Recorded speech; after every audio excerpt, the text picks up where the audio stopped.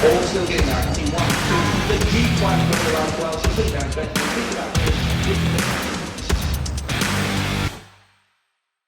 G'day punters, welcome to the MacBet review of NRL round 1. Cory France is in the hot seat today. Cory, how you going, mate? Good first round of footy, very entertaining games. Yeah, very good first round of footy, and the results went our way. Started off pretty strong, a little bit leaky towards the end of the round, but good nonetheless. So it's pretty good.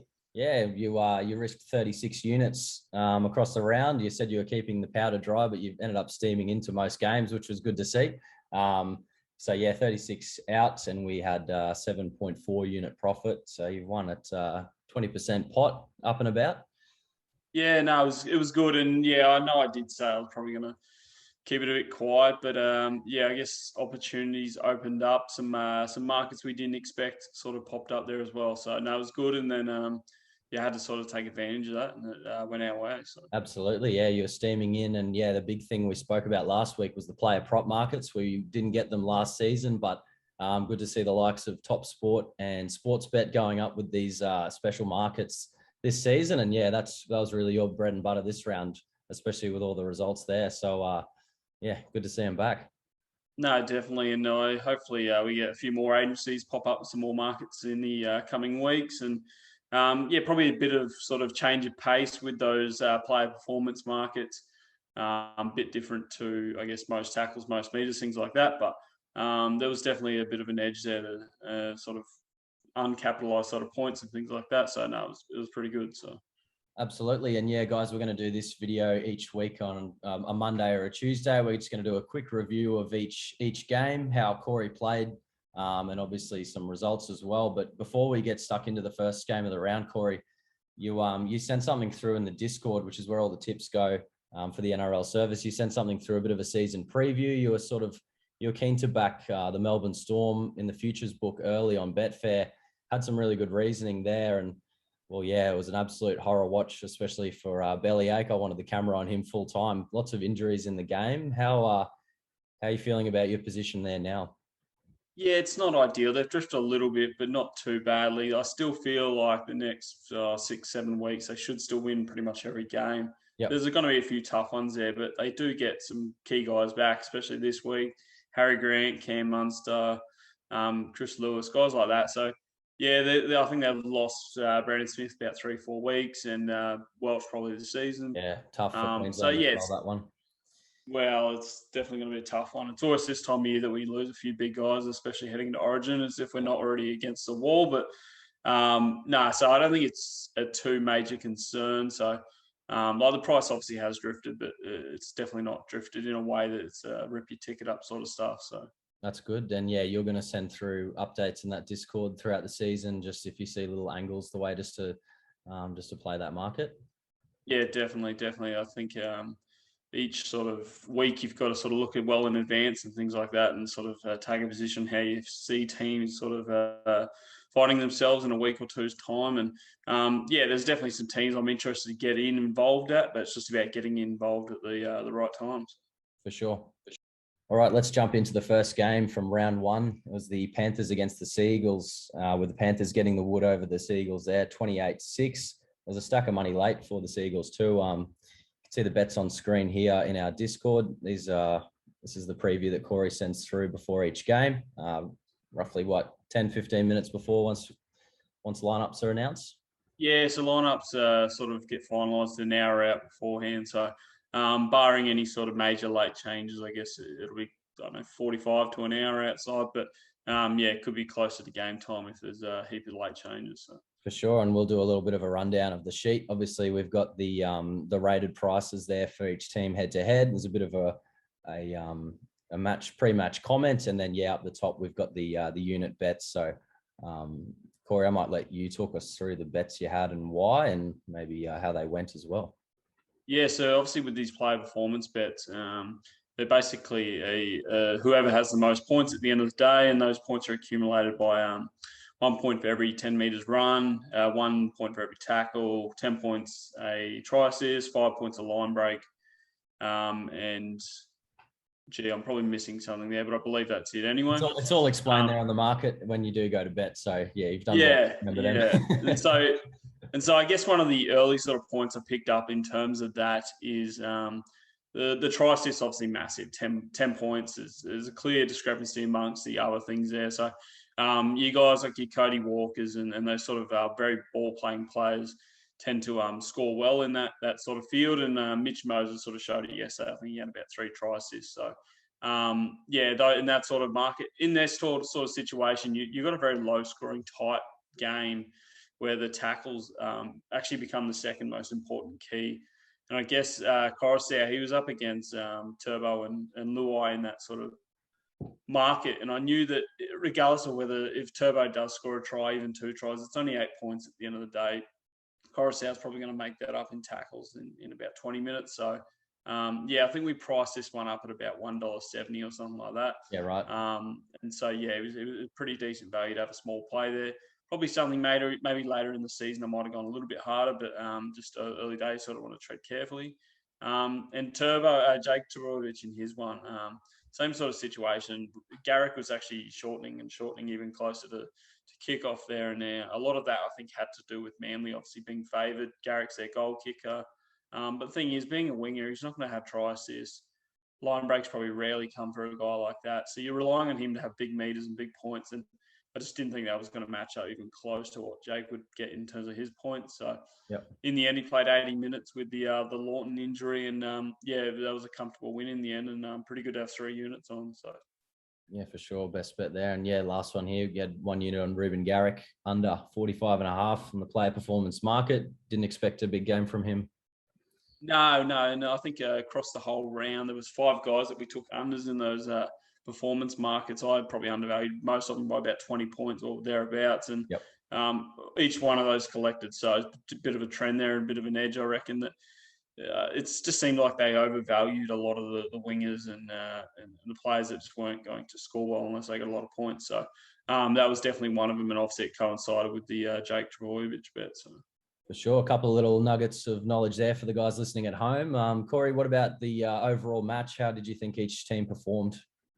Yeah, I don't want to knock Manly too much. Obviously, they were clearly beaten, but there were definitely a lot of effort there, and they tried. They probably would have beaten most teams over the weekend had they played them. So Penrith were just far too good. Sullivan probably had a blinder. I've never seen him do that for any of the other clubs he's played for. Maybe the Roosters, I think on debut he had a bit of a blinder, but they're going to be even stronger obviously once Cleary comes back. But they didn't really seem to miss a beat at all, and they really put them to the sword early on. And it was a very fast-paced game, and definitely the fastest of the weekend that I've seen. So if there was a team to sort of take notice of going past round 1 in terms of clearly shortening in futures betting and things like that, it's definitely Penrith. So no knock on Manly there. So. All right, and don't know if we mentioned before, but we had all 3 of these bets hit the line, so that was a very encouraging start to the round. All right, moving along to the second game of the round. It was the Raiders against the Sharks at GIO Stadium on Friday. Raiders got the wood here, 24-19 over the Sharks. We just had the 2 bets. Yeah, it was a very tight one. Not a game I was too high on an opinion in either team's decision sort of thing. I didn't even really want to play, but those bets just sort of popped up sort of very late there. And Chance I just thought would score very well in the meters area. Kennedy hasn't really rated too well in meters, except for maybe late towards last year. And Toby with a big sort of deep Sharks bench share. I didn't think he would sort of match those meters in yet. It was a comfortable win there again. And then, sort of like with the last game, Blake Brayley going up against Hodgson. Obviously, Hodgson went off early, so it was a sort of a no-drama situation there. But Whitehead playing at lock, not playing in the back row, sort of helps in terms of that tackles. He's not going to be one to have try assist, line breaks, things like that. So felt comfortable there. And again, maybe later in the season, might have played 2 or 3 units, but just played 1 unit early on there, obviously with not too much of an opinion on how the game was going to be played. So. And results-wise, both of them hit the line from memory, yes? Yeah, both hit the line. It was a very comfortable start to the early Friday game there. And even speaking from the game itself, obviously we had Sharks slight favourites. They got rolled in the end, but what was about 4 minutes to go, they hit the lead with a field goal. So it was definitely an either-or sort of game, and both sides will definitely take improvement heading into round 2. All right, the late Friday game, the Broncos beat the Rabbitohs 11-4. A little bit of a smile from Corey and I as Broncos fans. We try and keep ourselves from making biased comments on here, but it was good to see. We had the 3 units on Alex Johnson, that most meters market. Surprised they're not premiership favourites after that, to be honest. I've already booked my grand final tickets. I'm up and about. I was actually at the game, pre-game.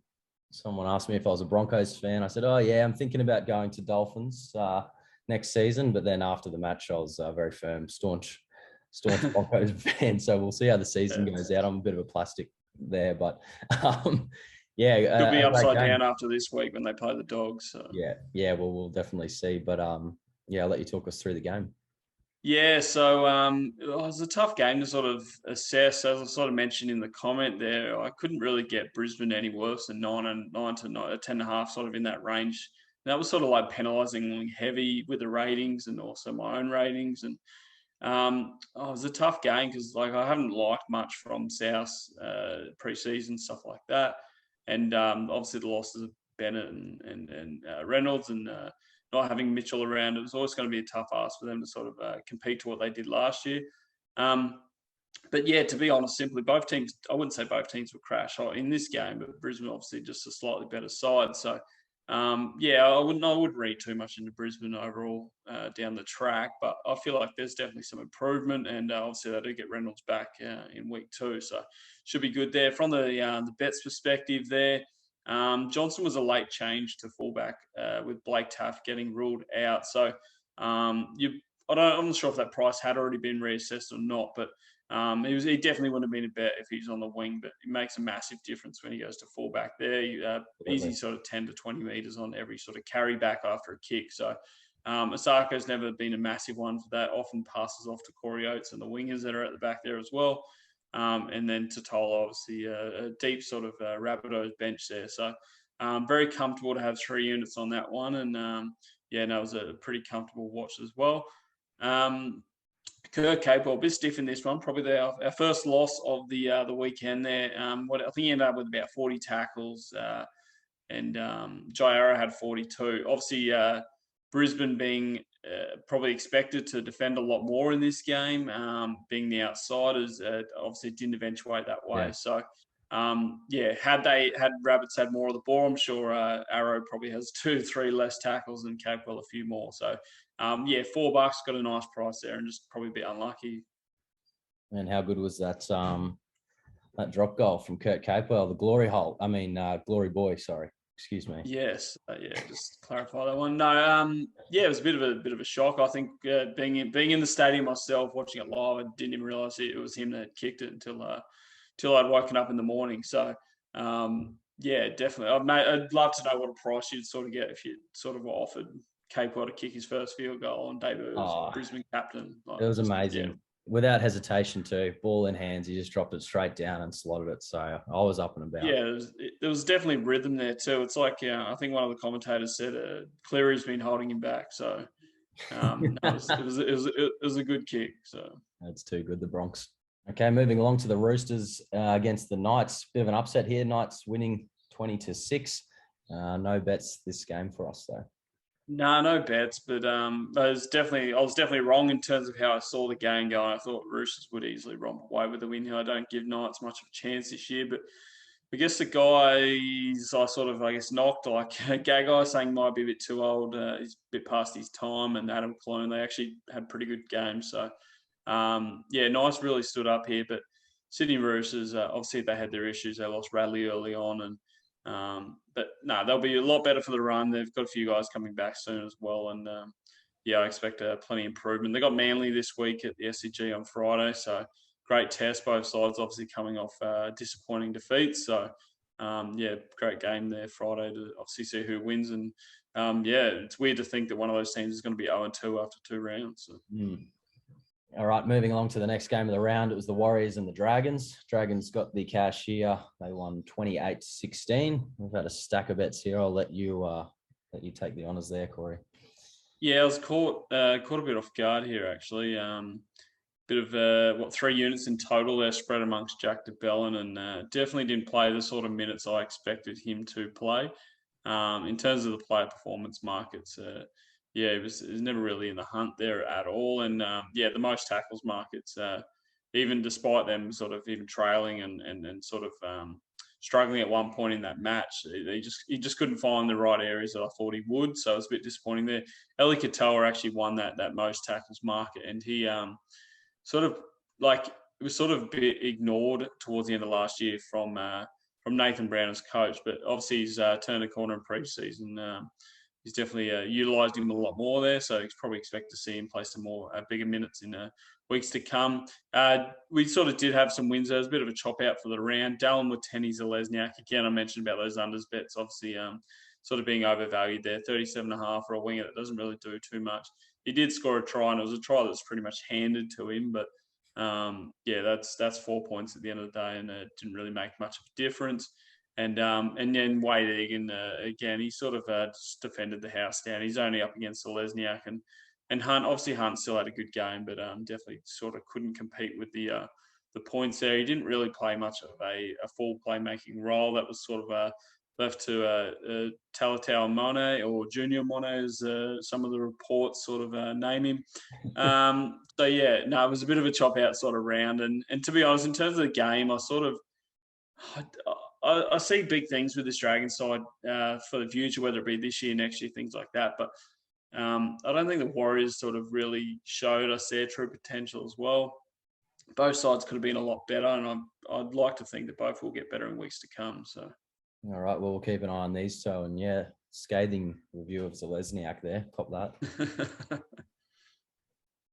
All right, moving along, West Tigers and the Melbourne Storm at CommBank Stadium. Like we said, it was injuries galore, but the Storm class prevailed. They won 26-16 over the Tigers. It was a little bit close at halftime, Corey.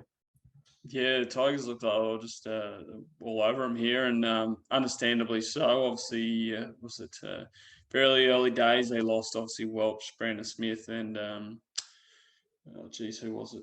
Jennings. So yeah, it was trouble early days, but true Melbourne style, they dug deep and fought on to get the victory in the end, and that's already telling when you consider that they obviously right before game time they obviously had some positional changes and things like that. Obviously Jesse Bromwich was ruled out a day out, and so yeah, and then on top of the fact that there's no Harry Grant, no Cameron Munster, things like that. So it was a pretty solid effort. In saying that, Tigers were pretty gutsy on their own, and I don't know, they should still win some games later on. But if there's an opportunity to beat Melbourne, that was probably it, and they obviously couldn't do it. So yeah, it really proves that Melbourne is still a quality side, regardless of whoever's playing on the field. So that's good on them. We took probably the first non-player based bet in this match. We went on the overs. Sort of did see this game opening up quite a fair bit. The injuries obviously affected that pretty bad. Didn't help at all. In the end, it got to, I think, 42. So we're just a little bit short. But yep. Yeah, I'm not happy. I'm not going to sort of delve too much into that in terms of where it might have went wrong when you think about the injuries that happened. It's hard to sort of line it all up in that basis. Same with Simpkin. He went off early with an injury as well. So we missed out on the most tackles market there. So we copped a double hit there. Dane Laurie didn't really have the sort of game I expected he would, but still made enough meters to go past Coates and Twile. So the small 1 unit bet got up there.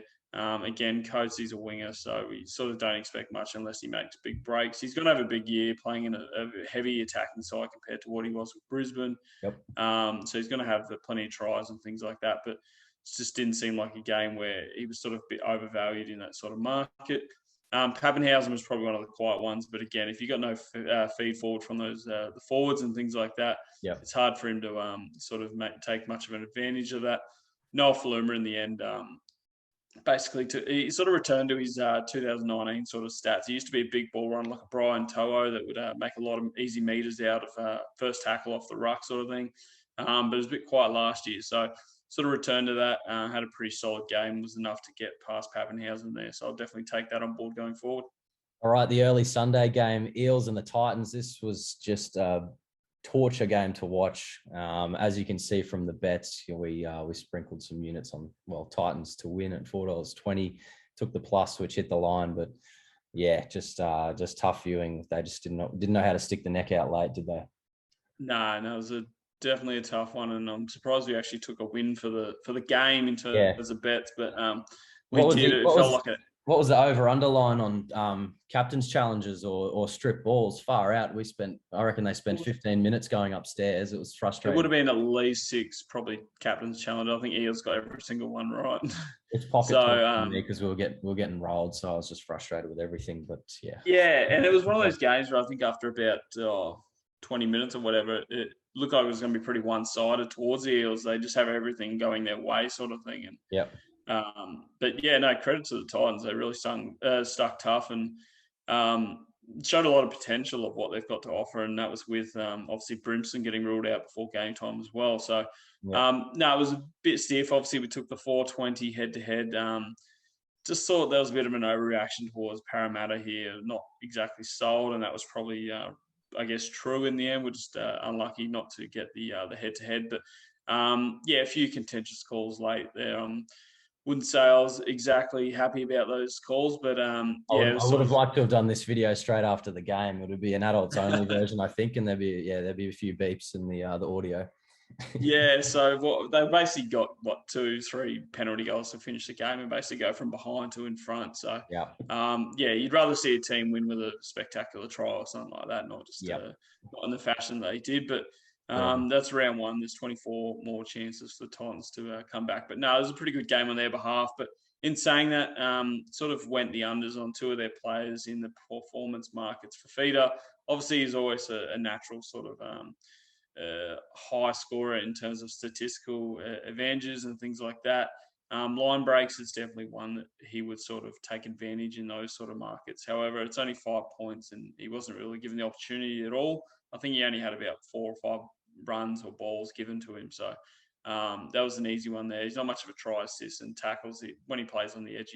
So 56.5 just seemed a bit high. So in the end, that was a comfortable one. Jaden Campbell, again, fullbacks I generally wouldn't want to play this sort of market, but against Para, who generally aren't going to leak too much, I thought this was a safe one. And yeah, in the end, it was. He had a good game, but just in terms of those sort of markets, I think I had him sticking about 26. So yeah, Okay. a whole 16 under there.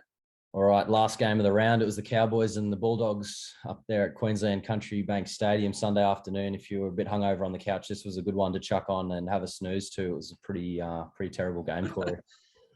I actually thought you were going to say something else for a second there, but I'm glad you clarified that it was worth sleeping to. It's probably yeah, definitely not one to sort of rewind and have a look at. It was yeah, it was very average attacking. I think there was drop ball after drop ball after drop ball, and yeah, it was weird because it was a game that like I was keen to see this Bulldogs side and see what they've got to offer. They got obviously plenty of changes in 2022, but yeah, round one was definitely not the game to see that. They're back at home to Brisbane this week, so hopefully in front of the home crowd they put up much more of a fight. And yeah, in the end they were obviously 2-point winners, but that just shows you how bad the Cowboys were because both sides were very dismal in this. And yeah, obviously they did lose Pangai Jr. And in fact, both of these teams made plenty of changes pre-game. So yeah, bets went out probably, I think, about 20 minutes before game time. yeah. Not ideal, but yeah, that's, I guess, what happens when we have heaps of changes. And yeah, I guess both sides, I don't see much positives coming out. Cowboys obviously had a great opportunity to get a win on the board and they just couldn't do it. So sort of reaffirms my position that they are definitely the wooden spoon favourites. I thought the Knights might be challenging them, but it looks like it might just be the Tigers at this stage. In terms of the betting itself, I had a small bet on the overs there. Probably one of the most regretful bets of the weekend. There was a little bit of rain about, and obviously it sort of came a little bit in the second half there. But yeah, I still thought there'd be enough points in this that would fall over, and 41's a good number to take the overs on. Yeah, Sorry, Corey. I think I forgot to mention what the score was at the start. So yeah, Bulldogs won. It was 6-4. So yeah, that was probably our furthest margin for the weekend. Yeah, and I guess that's like it doesn't matter how you win them. Sometimes, if it's same as it doesn't matter how you lose them, it's still a loss at the end of the day. So it's only one unit. I'll cop that, but yeah, probably the one where you just you sit back and go, "Why was I even thinking that sort of thing?" But yeah, no, the numbers. I think the numbers had it about 43.8, so Okay. it was probably a position to sort of play the overs there. But yeah, definitely one to sort of look. I guess speaking on a sort of totals perspective for the whole round, there was only the 2 games that went over, and one of the ones that went over was literally 1.5 points, and it only went over because the line came in anyway. So yeah, it was only that early Sunday game that properly actually went over. So it's sort of, I guess, one thing to take note, how we sort of see the games going forward. But yeah, back to this game. Obviously, I took out Okara in the under 42.5 performance market. Again, similar to those other winger bets, just sort of overvalued there. He's. I'm not sure if that number sort of reflects maybe what he would have done when he was at Melbourne, but Yeah. yeah, he's not going to get that sort of freedom of attack that I guess Xavier Coates will get now, Yeah. as what he was getting at Melbourne there. Tamalolo and Hetherington took two units each on these guys. They're both in the exact same market with Hill and Lukey. And Lukey was one of the guys that got relegated to the bench. He's always been a bit of an edge back rower. So I think even if he was starting, I would have had these 2 guys slight value in the market, but they went quite short both. I think it's about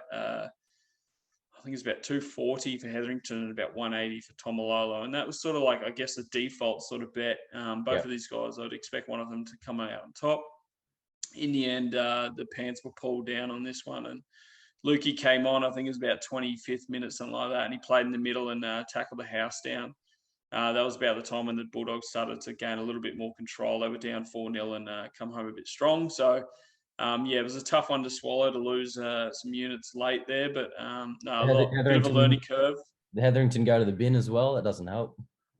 Yeah, he went off a little bit early, but I guess in those situations, the coaches sometimes see that as a rest anyway, and then when they come back on, they might not necessarily get interchange at the time they would have originally. So I don't read too much into that being a negative, because I have seen guys play more minutes because they've gone to the sin bin. So whether it did for him or not, I don't know, because he has played back row a few times last year and didn't play big minutes anyway. But yeah, I think it could have had a negative, but I think in the end he had like a very low amount of tackles anyway. So Tomalo was probably the one that came closest there and fell short. So absolutely, yeah, a bit of bleeding late.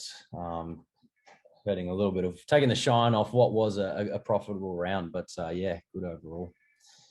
All right, that concludes our game by game analysis of round 1. It was a profitable round for you, Corey. What's your 3 sort of big takeaways from the round? Looking forward to next week. Yeah, I guess looking from a betting perspective, as I sort of mentioned, most of the games were quite low scoring, except for that early Sunday game. So definitely want to sort of take note as to maybe how why those games might have played a bit lower than normal. Yeah. Defense was tight, but penalties were sort of kept to a minimum sort of thing. And then obviously the new rule change didn't have too much of an effect. So definitely one thing I want to sort of look into heading into round 2. Another thing, I guess, is some of the teams I sort of potted and I guess were against the Knights. One team that I guess I didn't give much hope to, and they sort of turned up. They played the Roosters. The other one obviously being the Rabbitohs, and sort of it was a bit right there. So a bit wrong, bit right there on that sort of level there, and sort of keen to I guess see how the Rabbitohs progress in weeks to come. But yeah, also the Knights too. I'm still going to stick firm on how I sort of see those both of those teams. But yeah, I guess time will tell. Yeah, I guess the final one is like obviously we had a week full of like upsets, so plenty of teams sort of didn't play to expectation. But like most seasons, round 1 obviously throws up a few curveballs. Absolutely, I'd love to see the lifetime stats of the outsiders covering in round 1. I feel like we generally get a few upsets. You know, there's been some upsets when I go good on the tipping. I got 6 out of 8, right? So that's how you know things are a bit backwards. But yeah. Well, to be honest, I think I was 0 from 4 from the first 4, so. Excellent. I think I've ended up with about 2 or 3 or something like that. But yeah, that's tipping for you. But no, I think it's I think anyone that's like, I guess you're like your Manly fans, your Roosters fans, teams like that, there's no need to be concerned. Yeah. Those teams will rise to the top come later in the season, especially through Origin periods, things like that. So no, I think there's nothing that sort of shocked me, despite the results not really going the way that many expected. So. All right. Well, that concludes our analysis of round one. Guys, if you want to get Cory's stuff, at the moment, all of our existing weekly or monthly subscribers to the tip sheets, they get access to Cory's set for free. And they also get the mounting yard stuff as well there. But we'll have an option to actually purchase Cory's set from round to round. You'll get yourself into the Discord group. There's alerts before each bet. And yeah, Cory sends that sheet we were looking at previously. I'm just wrestling and cracking the whip more so with our website designers. We've got a new website on the way, so it's been a long time coming there. So hopefully that'll be up soon, and anyone who's keen just to get the NRL stuff will be able to jump on there. It should be roughly $10 per week, but yeah, more info to come there. But Cory, thanks for your time. Thanks for your insights. We'll hear from you this time next week. No worries, mate. Pleasure speaking with you, and we'll do it again after round two. Beautiful, mate. Thanks. Take care. Cheers, mate.